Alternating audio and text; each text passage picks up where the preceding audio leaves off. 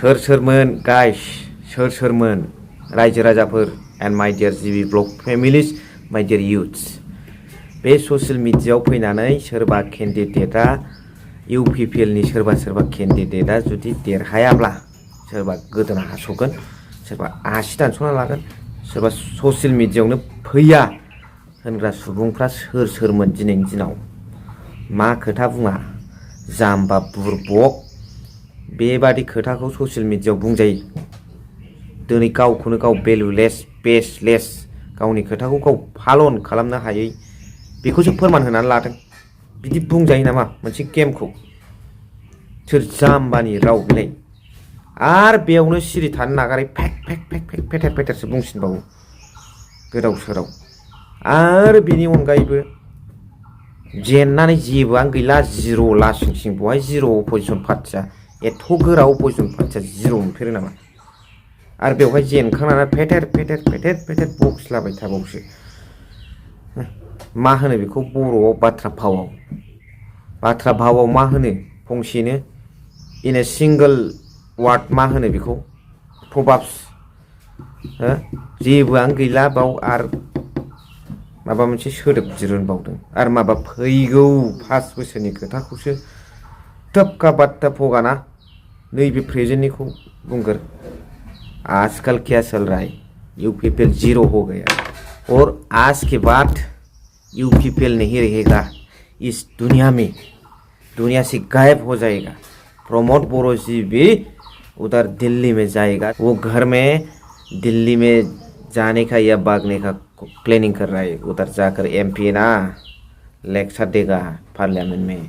आप लोग क्या करेगा भाई लोग और जो आजकल सोशल मीडिया में आके अपना हाथ काटने का गला काटने का अगर दीपेन बोरो जी हार गया अगर अमोक जी हार गया तो मैं हाथ काटूंगा राइट हैंड काटूंगा गला काटेगा अपना खुद जो है ना इमेज इसको कभी सोशल मीडिया में नहीं लाएगा ऐसा बात बोला था किसी ने अब तक तो रिजल्ट नतीजा आ गया ना फाइनल हो गया 0 हो गया तो काटो ना कौन रोक रहा है आप लोगों को जो वादा किया था सोशल मीडिया में सभी लोगों के साथ वादा किया था वो अपना गला काटो हाथ काटो सोशल मीडिया में आना बंद करो भाई लोग नहीं तो क्या समझेगा जनता आम जनता क्या समझेगा तुम आप लोगों को जो आप लोगों का हेड ऑफ द डिपार्टमेंट है प्रमोद बोरो जी फेरेंगा जी वो दोनों भी इलेक्शन के पहले चुनाव से पहले ऐसा बात बोला था कि अगर हाग्रामा जी हार गया तो मैं उनका जो गाड़ी है ना वहाँ पर जाके लेटेगा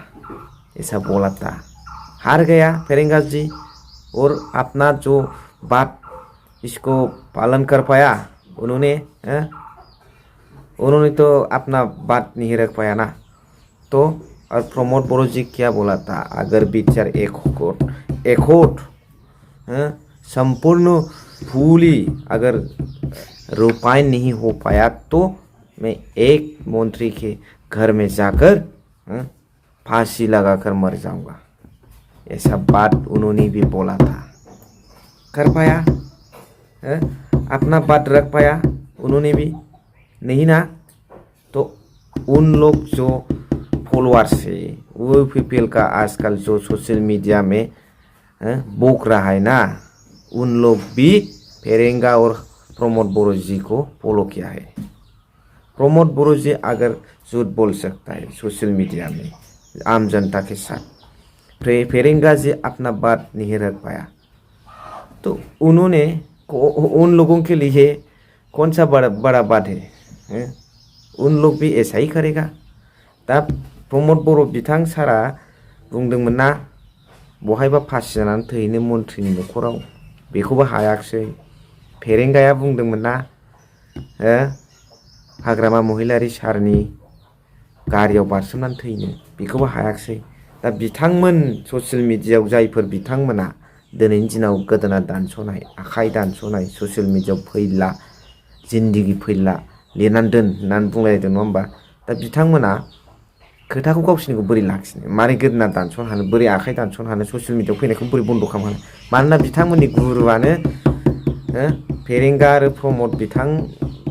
सारमोनानो खोथाखौ बुंनानै फालं खालामाखैबा बिसिनि थाखायलाय मा गिदिर खोथासै बिसोरलाय मा EM ना GM ना केन्डिडेट बे ससियेल मिडियाआव फैलानानै जाम्बा थांसि सानथां बुंलाग्राफ्रालाय सोरबा बे इउपिपिएलनि राजनितिकआ बे ससियेल मिडियाआव फैलानानै बुंलाग्रानिजों सोलियो नामा गावसोरखौ EM थां GM थां बिराद गिदिर गिदिर लेक्सार मिसामिसि सिमा थायोब्रा सिमा थायो फुराया फाराया जाथिया हारिया नोंसिनि खोथाजों सोलियो नामा बे अफिसाव थानानै बिराद लेक्सारल' होबाल' हारिनि मावनाय जायो नामा सोरबायाबो रायजो राजायाबो मदद होदों जानो हागौना मा हारि लाबोबाय थायो सोरबाखौ बुंबा बेलाय हाग्रामा महिलारि साराबो BPFनि आफादगिरि जानानै BTCनि बिं ए चिफ अफ BTC बिथाङाबोथ' मावगासिनो दंना राजनितिकआव थानानै हारिनि सोरखौबा बारासिन क्रेडिट सोरखौबा खमसिन बे नङाब्रा बयबो समान जायो मावनाया सोरबा एसे आखा फाखा थानो हागौ मोजां बुंनांगौलै खोथाखौ आरो आं बेखौल' बुंबाय जायफोर बिथांमोना दिनै बेबादि ससियेल मिडियाआव खोथा होदोंमोन इयुनाव आरो दाहोसै जाम्बा जायो गावखौ बुरबक होननानै सिनायथि लानाय जायो जे फाग्ला गेमखौ नों बिदि आखाइ दानस'गोन गोदोना हास'गोन होनजायो रुलिं पार्टियाव थाखानायखौ नुनानै बे खोथाखौ बाहायनायालाय बुरबकआसो बिदि बाहायदों बिराद जाम्बा मानसि थामारोलै बिदि ससियेल मिडियाआवबो दे बुंबाय जोब्बाय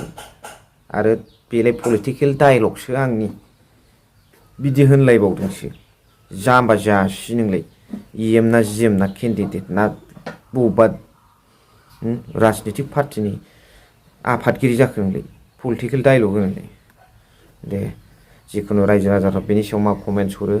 ना बिथांमोनखौ कमेन्ट्सनि गेजेरजों डिमान्ड खालामहरो ना नांला निमाहा होयो बे रायजो राजानि सायाव जिखुनु आं बुंबाय जायफोर बिदि बुङो नेक्स्टआव बिदि दाबुंसै आलादा गेमब्ला आलादा बे रुलिंआव थाखानायखौ नुनानै बेबादि बुंजायो नामा सोरनिबा जसाव थेंक इउ फर वाचिं।